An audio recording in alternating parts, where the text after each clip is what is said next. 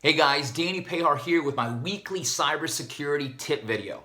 This video, I'm going to talk about something that I love talking about, and that is good cyber hygiene and good cybersecurity awareness, whether it be for your family, for yourself, for your colleagues, for your employees, for anybody. Now, in previous videos, I talked about why this matters. I'm not going to talk about that this video.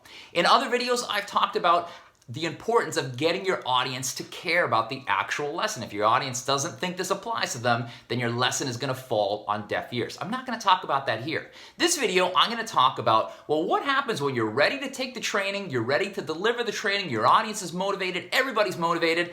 How do you lay out that information? Now, before I get into those specifics, I'm going to sidestep with a story, and I promise it's going to make sense. So just as I'm a fan of learning about cyber threats and cyber vulnerabilities, I'm also a fan of learning about physical threats and physical vulnerabilities. This is something that I started getting into in the last few years. Fascinating stuff. And I've been taking training on how to survive a mass shooting. Now, I've had different types of training along those themes from different instructors with backgrounds in military, background in local law enforcement, background in federal law enforcement.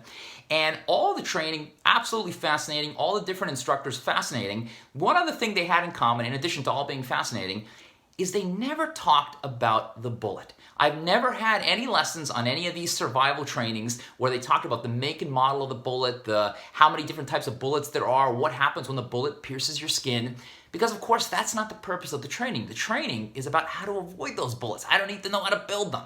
So why is it with cybersecurity so often when we're attempting to train an audience, we spend so much time talking about all things malware? Man, I've sat in on sessions where it was a 3-hour session on all things malware. Malware, ransomware, Trojanware, spyware, all kinds of evilware. The fact of the matter is mal, that's short for malicious. Ware, that's short for software. It's malicious software. It's bad. We get it. We don't need to know how to make it. We just need to know how to avoid it. So, if you're in this boat where you want to learn more about cyber hygiene, where you want to learn more about cybersecurity awareness, whether it's just for yourself, whether it's to teach an audience, teach your family, colleagues, co-workers, partners, whatever, I'm going to give you something that you can use to lay out the information for yourself and for others, and it's really going to make it much easier to absorb.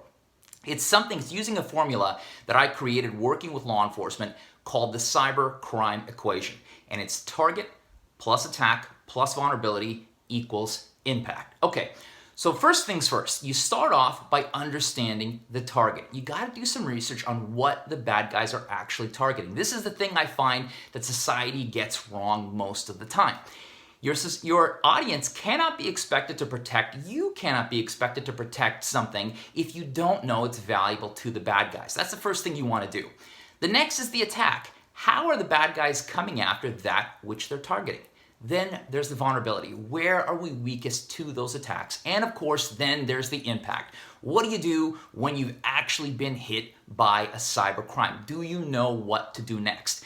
That's really how you want to lay out the information for yourself and for others. I have a document that explains this much more thoroughly. If you want it, let me know. I'll make sure to get it to you. And remember, at the end of the day, it's not about the bullet. It's about surviving the bullet.